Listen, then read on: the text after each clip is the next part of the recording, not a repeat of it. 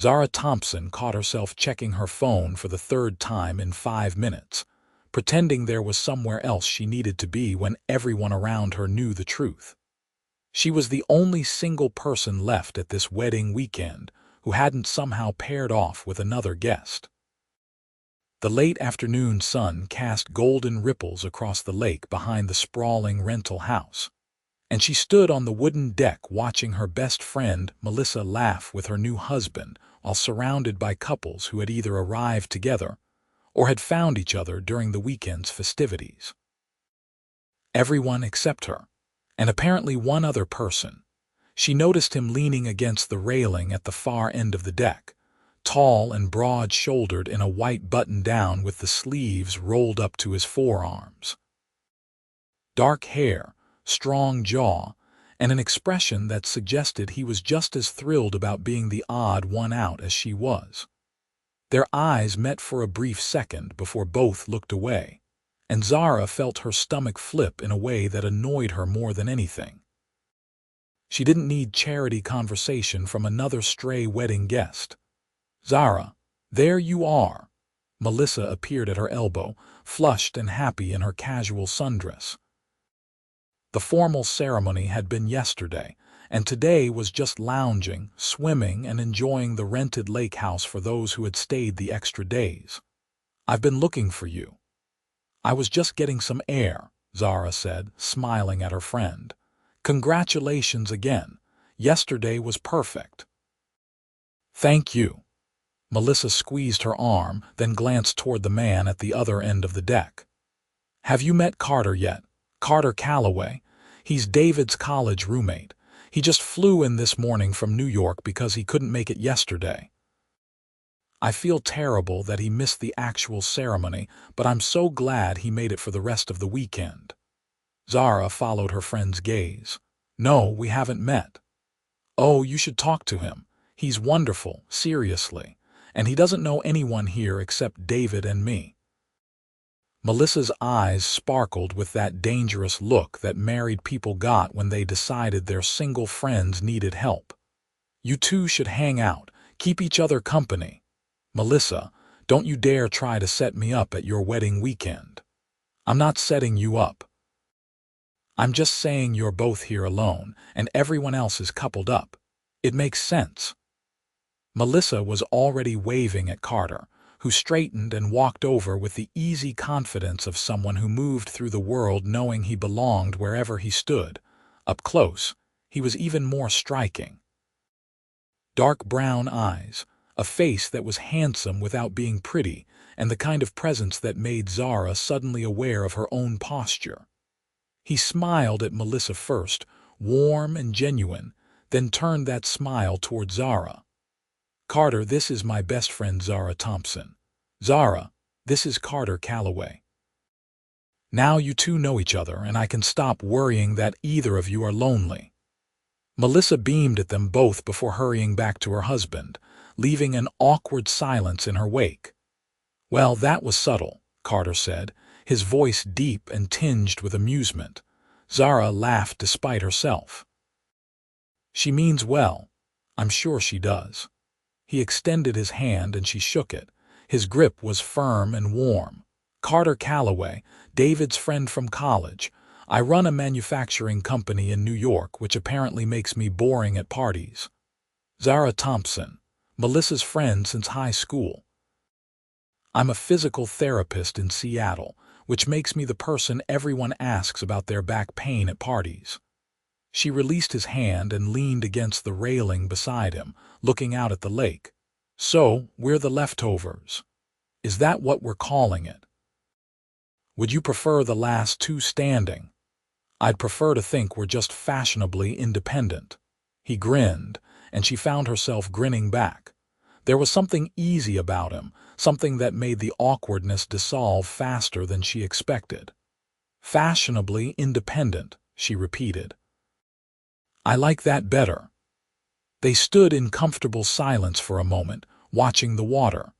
A group of wedding guests were setting up for a volleyball game down by the beach, their laughter carrying up to the deck.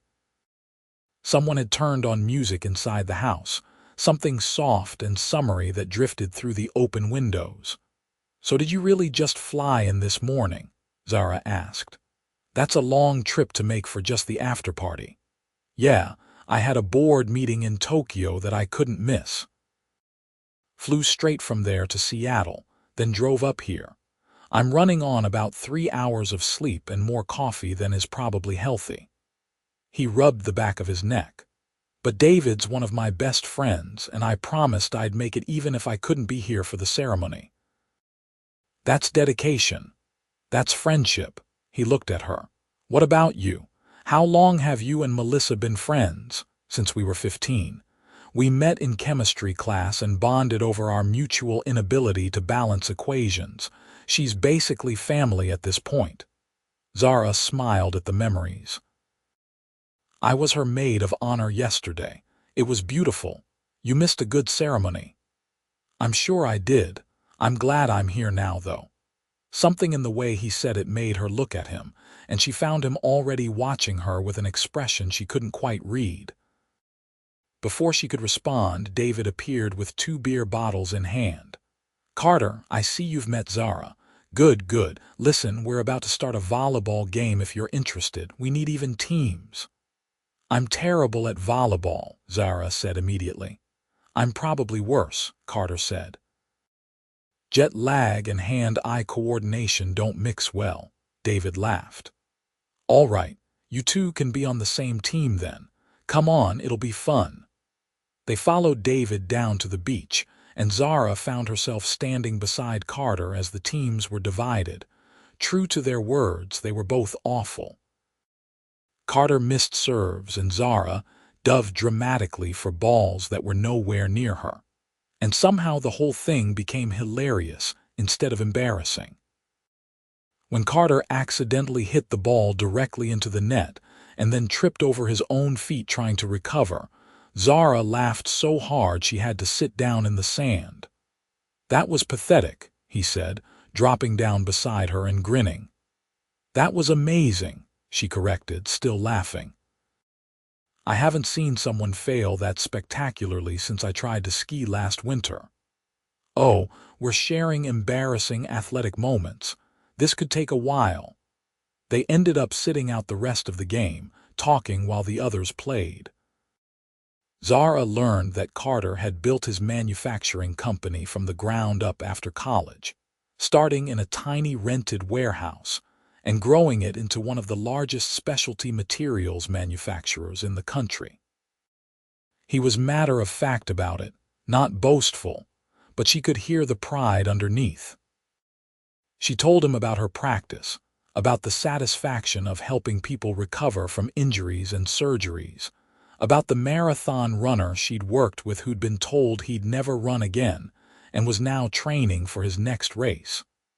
"That must feel incredible," Carter said. "Giving someone their life back like that."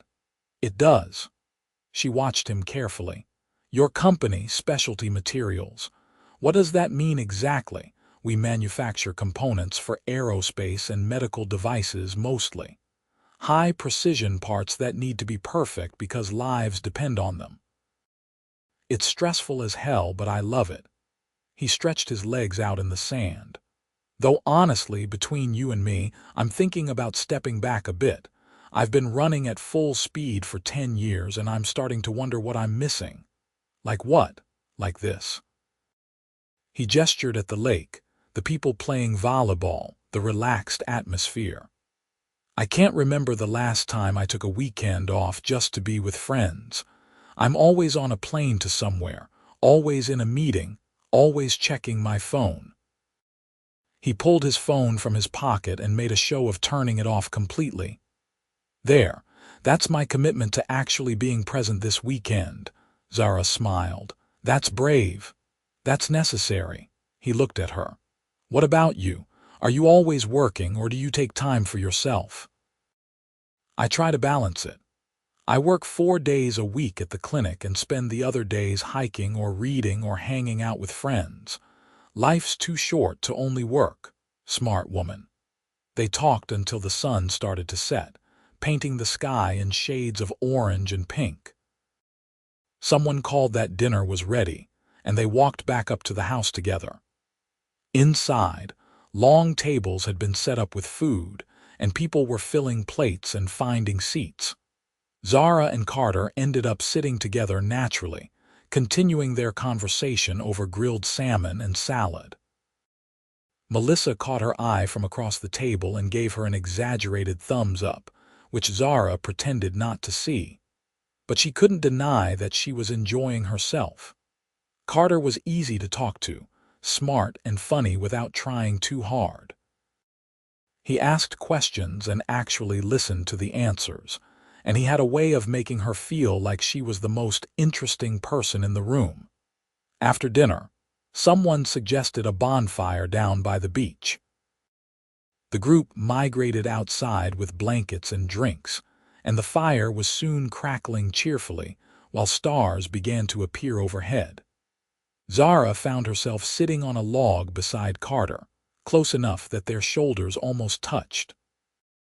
The temperature had dropped with the sunset, and she was grateful for the fire's warmth. "This is nice," Carter said quietly, his voice almost lost under the sound of conversation and laughter around them. "I didn't realize how much I needed this. A bonfire, a break, from everything." He looked at her. Good company. Her heart did that inconvenient flipping thing again. "I'm glad you made it this weekend. So am I." They stayed by the fire until late, talking and laughing with the group. Melissa and David shared stories about their courtship, and other couples chimed in with their own meeting stories.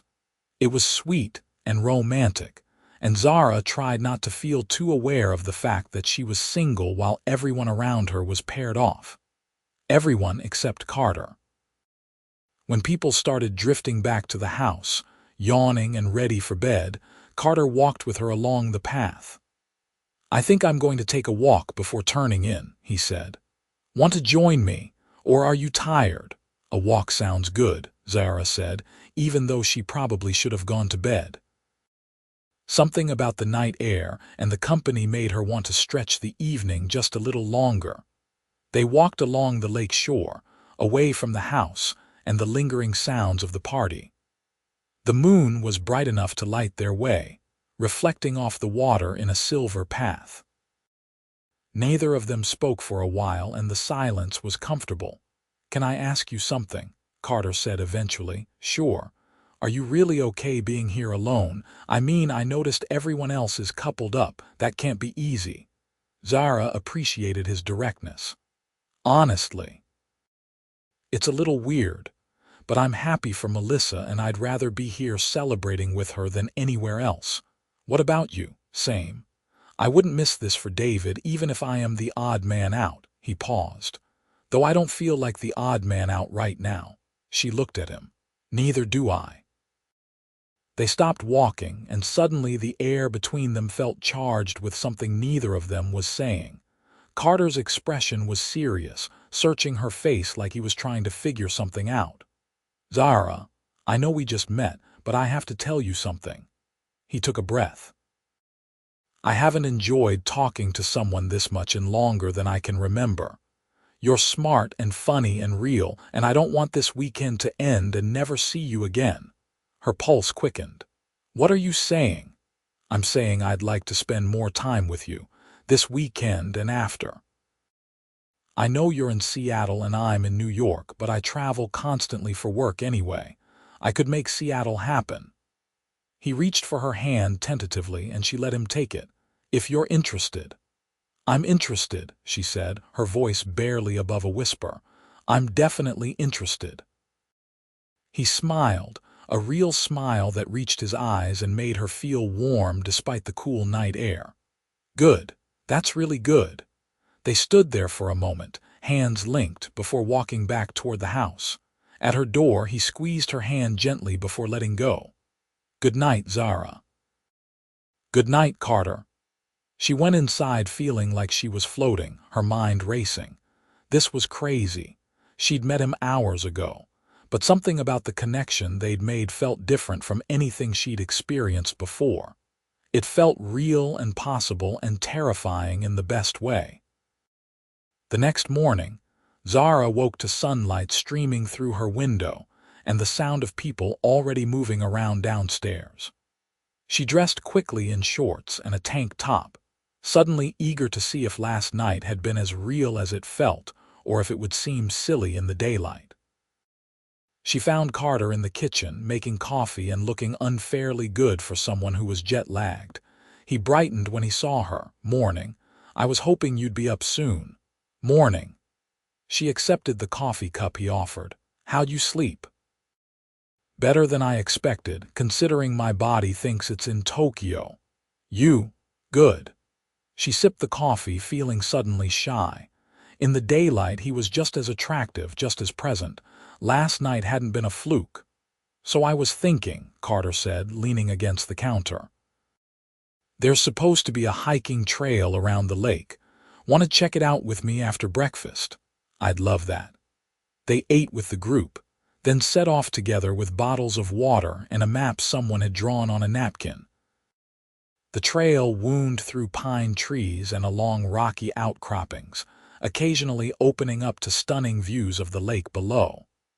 They talked about everything and nothing, their childhoods, their dreams, their favorite books and movies and foods.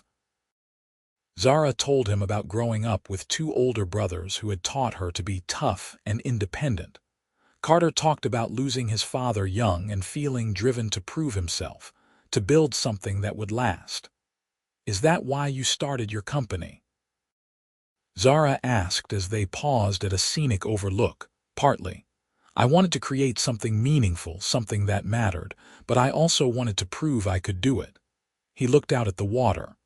"My dad worked in manufacturing his whole life, just as a line worker. He was proud of what he did, and I wanted to honor that. I wanted to show that you could start from nothing and build something real. You did that." "Yeah, but somewhere along the way, I forgot to build a life outside of work." He turned to her. "That's what I meant last night about stepping back. I'm 32, I'm successful by most measures, and I'm lonely. I want more than just bored meetings and factory floors." "What do you want?" "This." He gestured between them. "Connection. Someone to share things with. A reason to turn off my phone and actually be present." Zara's heart was pounding. "That's what I want too." They were standing close enough that she could see the flecks of gold in his dark eyes. He reached up slowly, giving her time to pull away, and tucked a strand of hair behind her ear. His hand lingered against her cheek. "Can I kiss you?" he asked softly. "Yes." The kiss was gentle at first, questioning. Then Carter's hand slid to the back of her neck and pulled her closer, and Zara wrapped her arms around him and kissed him back with everything she was feeling. It was perfect, the kind of kiss that made her knees weak and her heart race, the kind of kiss that felt like coming home and diving into adventure all at once. When they finally pulled apart, both breathing hard, Carter rested his forehead against hers. "Wow," he breathed. "Yeah," she agreed, dizzy with it. They continued their hike, but now their hands were linked and there was an easiness between them that hadn't existed before. They kissed again at the top of the trail, and again when they stopped for water, and Zara couldn't remember ever feeling this happy, this right with someone. Back at the house, the group was setting up for an afternoon boat ride. Someone had rented a pontoon boat big enough for everyone, and there was excited chatter about tubing and swimming. Zara and Carter claimed seats at the front of the boat, and when it started moving across the lake, she leaned back against his chest and felt his arms come around her waist. "Is this okay?" he murmured in her ear. "More than okay." They spent the afternoon on the water, swimming and laughing and stealing kisses when they thought no one was looking, but of course people noticed. Melissa caught Zara's eye and mouthed, "I told you so," and Zara just laughed and didn't deny it. David clapped Carter on the shoulder and said something that made Carter grin and pull Zara closer. That evening, there was a final dinner planned, a big barbecue to close out the wedding weekend. Zara helped Melissa in the kitchen, cutting vegetables and trying not to smile too obviously. "So," Melissa said, bumping her hip against Zara's, "you and Carter seem to be getting along." "We are. I knew it. I knew you two would hit it off. You're perfect for each other." "We've known each other for a day, Mel. Sometimes that's all it takes." Melissa's expression turned serious.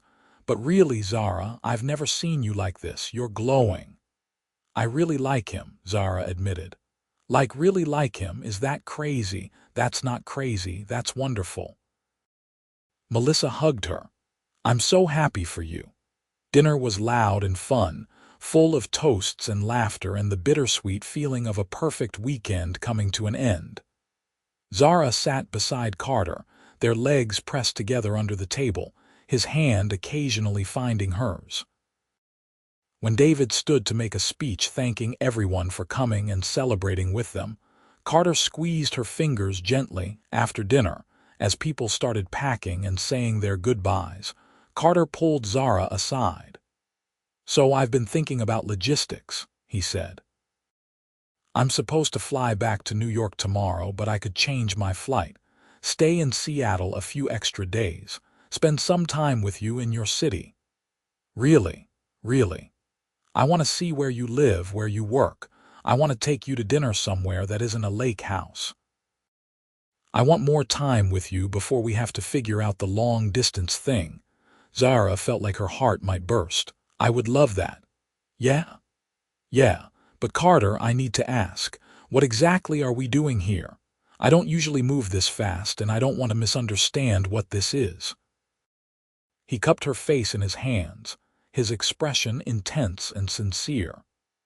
"What this is me falling for you faster than I ever thought possible. What this is me wanting to figure out how to make this work, because I can't imagine not having you in my life now that I've found you. I know it's fast and I know it's complicated with the distance, but I want to try. If you do." "I do," she whispered. "I really do." He kissed her then, deep and thorough, and when they broke apart, Zara felt certain of something she'd never been certain of before. This was real. This was the beginning of something that could last. The next morning, Carter followed Zara's car back to Seattle in his rental. They'd said goodbye to Melissa and David, who both looked ridiculously pleased with themselves for throwing them together. The drive took 2 hours, and the whole time, Zara kept glancing in her rearview mirror to make sure his car was still there, to make sure this wasn't all a dream. In Seattle, she gave him the full tour. Her neighborhood, her favorite coffee shop, the clinic where she worked. He paid attention to everything, asked questions, remembered details. They had dinner at a little Italian place she loved, and he held her hand across the table while they shared pasta and talked about their lives. "Tell me about your company," Zara said. "Really tell me. I want to understand what you do." So Carter explained, and she was surprised by how fascinating it was. The precision engineering, the problem-solving, the innovation required to create materials that could withstand extreme conditions. He talked about visiting clients, about seeing his products being used in surgical equipment that saved lives, about the responsibility and pride he felt. "You said you were thinking about stepping back," Zara reminded him. "What would that look like?" "I've been training my second in command for years. She's brilliant, more than capable of being CEO. I'm thinking about transitioning to chairman, still involved but not day-to-day operations. It would give me more flexibility, more freedom." He paused. "More time for a life outside of work." "That sounds like a good plan." "It does, doesn't it?" He smiled at her. "I've been thinking about it for a while, but meeting you has made me certain. I want to make this change. I want to have time for the things that matter." Over the next 3 days, they were inseparable. He stayed at a hotel but spent most of his time with her, meeting her for breakfast before she went to work, picking her up after her shifts, cooking dinner in her tiny apartment kitchen. They talked endlessly, learning each other's rhythms and quirks. She discovered he was terrible at cooking vegetables, but made excellent omelets. He learned she had a weakness for terrible reality TV and could do impressive bird calls. On his last night before flying back to New York, they walked through Pike Place Market as the sun set, weaving through the crowds and stopping to look at flowers and art. Carter bought her a bouquet of peonies, and she teased him about being romantic. "I'm not usually," he admitted. "But you make me want to be." They ended up back at her apartment, sitting on her small balcony with glasses of wine, watching the city lights come on. "So we're really doing this," Zara said. "The long-distance thing. We're really doing this." Carter set down his wine and pulled her close. "I know it won't be easy, but I'll fly out as often as I can. You can come to New York. We'll make it work. What if we can't? Then we'll figure out a different solution. But I'm not giving up on this, Zara. I'm not giving up on us." She kissed him, pouring all her hope and fear and happiness into it. "Neither am I." That night, wrapped in his arms in her bed, Zara felt the weight of what they were attempting. Long distance was hard. They'd known each other less than a week. But when Carter kissed her forehead and whispered, "I'm falling in love with you," she knew she felt the same way. "I'm falling in love with you too," she whispered back. The next morning at the airport, saying goodbye was harder than she expected. Carter held her tight, his face buried in her hair. "I'll call you as soon as I land. You better. And I'll be back in 2 weeks, I promise. I'll be here." One more kiss, long and bittersweet, and then he was walking through security, turning back to wave at her before disappearing around a corner. Zara drove home with tears in her eyes but a smile on her face. This was worth it. He was worth it. The first 2 weeks were hard. They talked every day, video calls at night and quick texts throughout the day, but it wasn't the same as being together. Zara missed his presence, the way he made her laugh, the feeling of his arms around her. She threw herself into work, trying not to count the days until she'd see him again. When Carter flew back to Seattle as promised, Zara met him at the airport and jumped into his arms right there in the arrivals area. He spun her around, laughing, and kissed her in front of everyone. "Hi," he said against her lips. "Hi." They fell back into rhythm easily, like they'd never been apart. That weekend, they explored the city together, hiking in the mountains and trying new restaurants and staying up late talking. Carter told her about the changes he was implementing at his company, the transition plan he was putting in place. Zara told him about her patients, about the progress they were making. On Sunday afternoon, lying in bed together before he had to leave again, Carter traced patterns on her arm. "I've been thinking," he said. "Dangerous," he smiled. "I want you to come to New York next time, meet my friends, see where I live. I want you to understand that part of my life. Okay, whenever you can get away, I'll send you tickets, stay the weekend or longer if you can." 3 weeks later, Zara flew to New York. Carter met her at JFK, and seeing him in his element in his city was different than Seattle. He was confident here, comfortable, moving through the crowds with easy familiarity. His apartment was in Midtown, a beautiful space with floor-to-ceiling windows overlooking the city. It was elegant and modern and very clearly the home of someone successful. "This is incredible," Zara said, standing at the windows and looking out at the skyline. "It's home." He came up behind her, wrapping his arms around her waist. "But it feels different with you here. Better." That weekend, he showed her his New York. They went to museums and walked through Central Park and ate at tiny restaurants in neighborhoods she'd never heard of. He took her to his factory in New Jersey, and she watched him interact with his employees, saw the respect they had for him and the pride he took in his work. She met his friends, who welcomed her warmly and told embarrassing stories about Carter that made him blush and her laugh. On Saturday night, They went to a fancy dinner party hosted by one of Carter's business partners. Zara wore a dress she'd bought specifically for the trip, and Carter couldn't stop looking at her. "You're stunning," he murmured as they walked into the party. "You're not so bad yourself." He introduced her around, his hand never leaving the small of her back. People asked about her work, and she found herself in interesting conversations about sports medicine and rehabilitation techniques. Carter watched her with obvious pride, and several people commented on what a good couple they made. Later, standing on the balcony of the penthouse overlooking the city, Carter pulled her close. "Thank you for coming here. Thank you for inviting me. I mean it. Having you here, seeing you in my world, it just confirms what I already knew." He turned her to face him. "I love you, Zara. I'm completely in love with you," her breath caught. They'd said they were falling before, but this was different. This was a declaration. "I love you too. I've been wanting to say it for weeks." "So why didn't you?" "I was scared.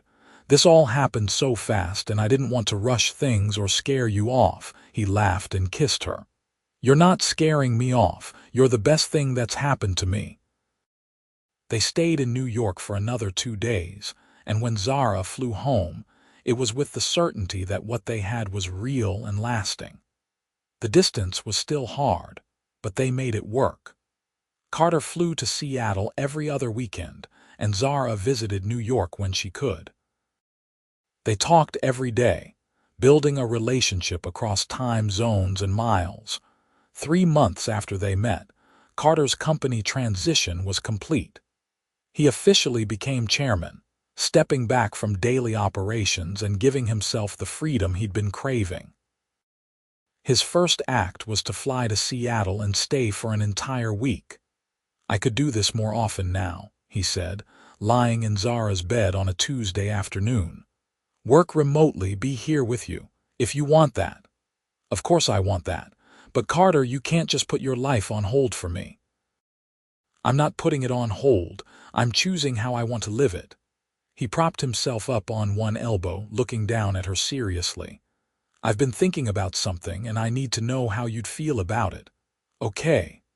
What if I moved to Seattle? Kept my apartment in New York but made Seattle my home base. I can run things from anywhere now, and most of my traveling happens from airports anyway. It doesn't matter where I fly out from." Zara's heart started racing. "You'd really do that?" "I'd really do that, if you want me here. I'm not trying to rush you or pressure you. We don't have to live together or anything like that yet. I just want to be in the same city as you, want to be able to see you more than a few days a month." She threw her arms around his neck. "Yes, yes, I want you here." He laughed and held her tight. Yeah, absolutely." 2 months later, Carter moved to Seattle. He found a condo with space for a home office, close enough to Zara's place that they could easily spend time together, but far enough that they maintained their independence. It was the best of both worlds, and Zara had never been happier. They settled into a routine. Dinners together most nights, though sometimes they needed space to work or see their own friends. Weekend hikes in the mountains, trying new restaurants, building a life together in Seattle. Carter traveled for work, but now he came home to her. Zara met his mother when she visited from Florida, and Carter charmed her brothers when they came to town. 6 months after Carter moved to Seattle, almost a year after they'd met at the lake house wedding, they were hiking in the Cascades when Carter stopped at a particularly beautiful viewpoint. "This seems familiar," Zara said, looking at him suspiciously. They'd stopped at beautiful viewpoints before, does it? He was smiling, that secretive smile she'd come to recognize. "Carter Calloway, what are you planning?" Instead of answering, he dropped to one knee. Zara's hands flew to her mouth, tears already forming. "Zara Thompson, I fell in love with you in about 30 seconds at a wedding where we were both the odd ones out. You've made this past year the best year of my life. You've made me want to be present, to build a life that matters beyond just work. You've made me happier than I ever thought possible. He pulled out a small box and opened it to reveal a stunning diamond ring. Will you marry me? Yes. She was crying and laughing at the same time. Yes, of course, yes. He slipped the ring on her finger and stood up, sweeping her into his arms and kissing her while she cried happy tears into his shoulder. When they finally pulled apart, both grinning like idiots, he cupped her face gently. I can't wait to spend the rest of my life with you. I can't wait either. They told Melissa and David first, video calling them together to show off the ring. Melissa screamed so loud that David had to take the phone away from her. I knew it, Melissa said once she calmed down. I knew you two were perfect for each other from the moment I introduced you. You were right, Zara admitted. You were absolutely right. The wedding was planned for the following summer, exactly 2 years after they'd met at the lake house. They decided to get married at the same lake, renting an even bigger house to accommodate all their friends and family. This time, neither of them would be the odd one out. Planning the wedding was easier than Zara expected. They both knew what they wanted, something intimate and meaningful, surrounded by the people they loved. Carter insisted on handling most of the details, wanting to give Zara the perfect day, and she was happy to let him. The night before the wedding, Zara couldn't sleep. She stood on the deck of the lake house, looking out at the water and remembering that first night 2 years ago when she'd stood in almost this exact spot, feeling awkward and alone. Now she was about to marry the love of her life, and everything had changed. Couldn't sleep either. Carter's voice came from behind her, and she turned to find him walking toward her in the darkness. We're not supposed to see each other before the wedding. It's bad luck. That's only on the wedding day. We're still good.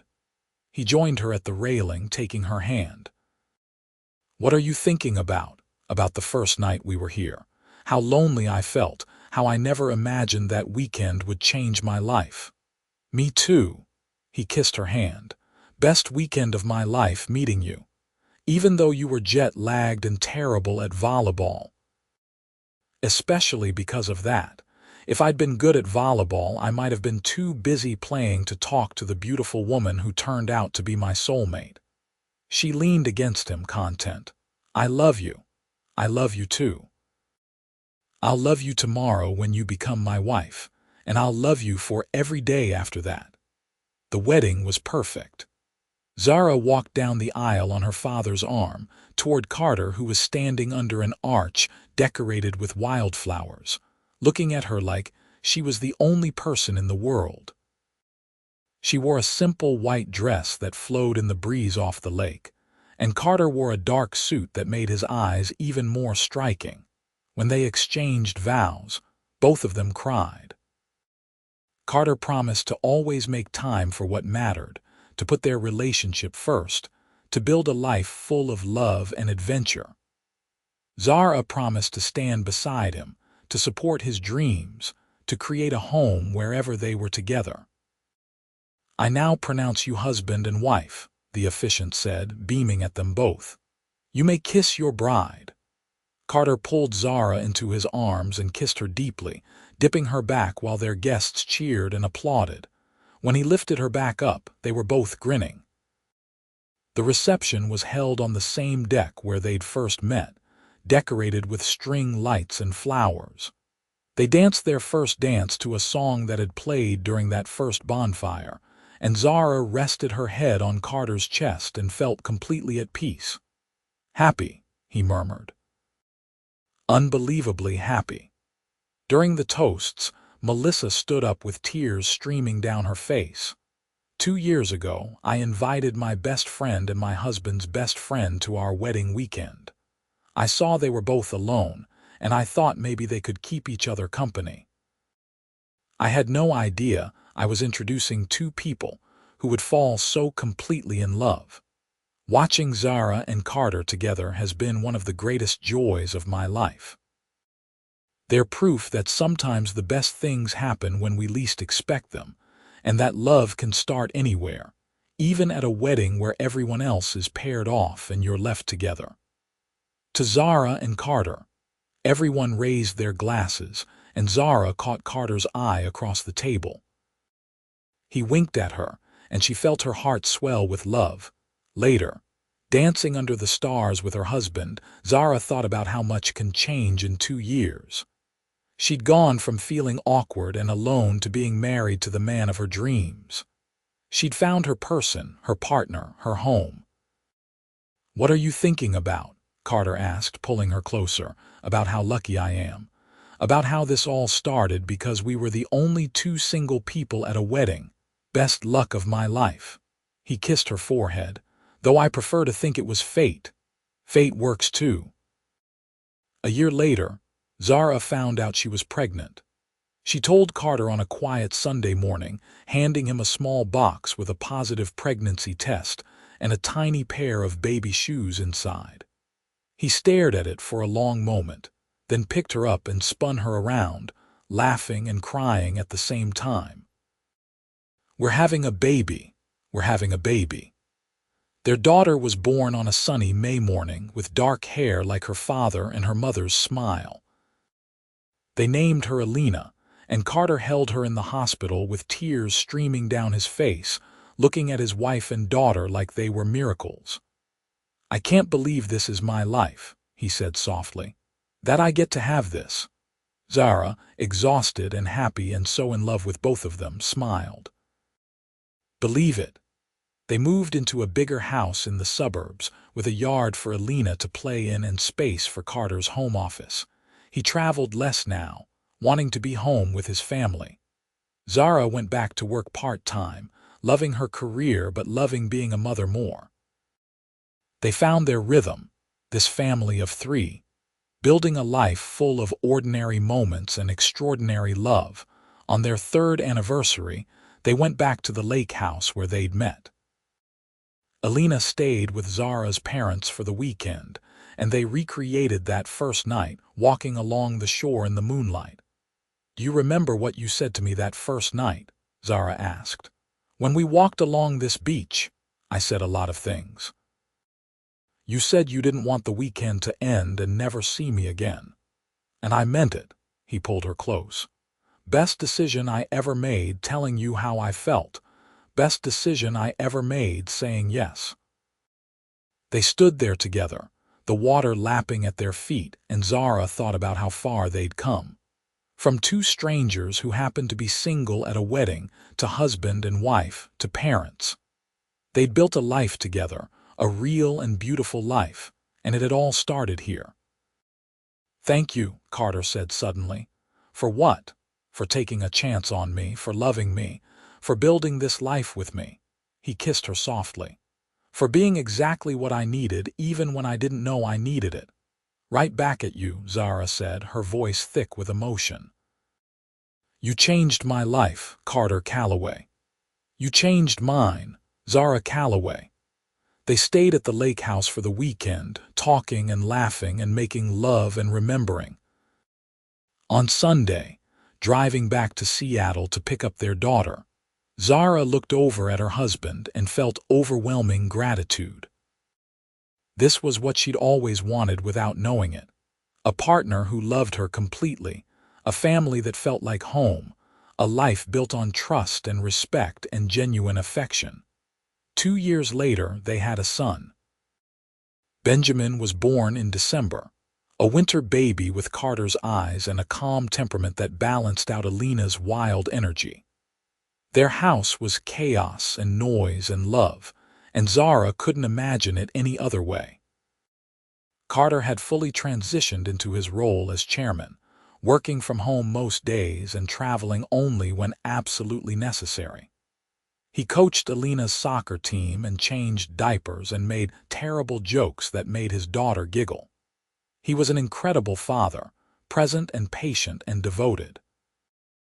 On their 5th anniversary, with both kids asleep upstairs, they sat on their back porch with wine and watched the sunset. 5 years, Zara said. "Can you believe it?" Best 5 years of my life." Carter pulled her onto his lap, and she went willingly, curling into him. "Do you remember what you said when Melissa tried to set us up that first day? I told her not to dare try to set me up at her wedding weekend. And here we are, here we are." She kissed him. "Thank God she ignored me. Thank God I was terrible at volleyball. Thank God we were both single and lonely and willing to take a chance." They sat there together as the sun set, two people who had met by chance and fallen in love by choice.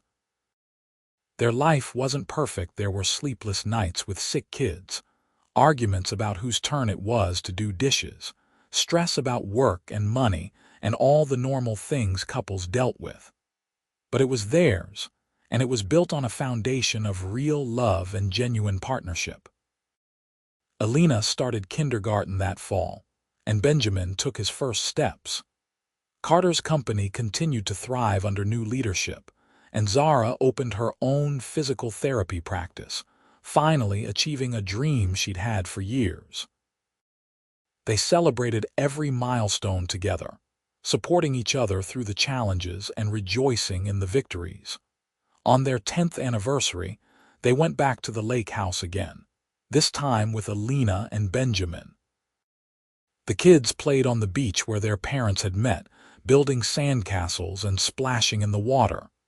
Melissa and David came too, bringing their own 2 children, and the adults sat on the deck watching the kids play. "Remember that weekend?" Melissa asked, smiling at Zara and Carter. "When you two met, how could we forget?" Carter said, his arm around Zara's shoulders. "You changed our lives. I just introduced you. You two did the rest." "True," Zara agreed. "But thank you for introducing us. Thank you for seeing something we didn't see yet." That night, after the kids were asleep, Zara and Carter walked along the beach one more time. They'd done this walk so many times now, but it never got old. This place was special to them, the birthplace of their love story. "Alina asked me today how we met," Zara said. "I told her we met at a wedding where everyone else had paired off and we were left together." "What did she say?" "She said it sounded like a movie." Carter laughed. "It kind of does, doesn't it? 2 people meet at a romantic wedding by a lake, fall in love, and live happily ever after. Except it's real. We're real. We're very real." He stopped walking and pulled her close, kissing her under the same moon that had shone on them 10 years ago. "And I love our real, messy, beautiful life. Me too, I love you. I love you too, forever." They stood there together, older now but still very much in love. And Zara thought about that young woman who had stood on the deck feeling lonely and awkward. If she could tell her younger self anything, it would be this: the best things in life often come when you least expect them, and love can start anywhere, even at a wedding where you're the odd one out. Sometimes being left together is exactly where you're supposed to be. Years continued to pass, full of ordinary days and special moments. They watched their children grow, celebrated anniversaries and birthdays, built careers and friendships, and a life that felt full and meaningful. Carter never went back to working 80-hour weeks, always prioritizing his family first. Zara's practice flourished, and she found deep satisfaction in helping people while still having time for what mattered most. They had their hard times too. Carter's mother passed away when Benjamin was 7, and the grief was heavy and real. They navigated it together, supporting each other and teaching their children about loss and love. Zara had a health scare one year that turned out to be nothing, but it reminded them both how precious and fragile life could be. They argued sometimes about money or parenting or whose turn it was to manage the chaos. But they always came back to each other, always remembered why they'd chosen this. On their 15th anniversary, their kids now teenagers, they renovated their house and added a home gym where Zara could see some of her clients. Carter officially retired from his company, selling his shares and finally stepping away completely. At 52, he was ready for a new chapter. "What do you want to do now?" Zara asked him one night. They were in bed, talking like they always had, sharing dreams and fears and plans. "I want to travel with you. I want to see Alina graduate from high school next year and Benjamin grow up. I want to spend time with my wife without work getting in the way." He pulled her close. "I want to enjoy the life we've built." That sounds perfect, and it was. They took trips together, just the two of them, rediscovering the romance that was sometimes hard to maintain in the chaos of family life.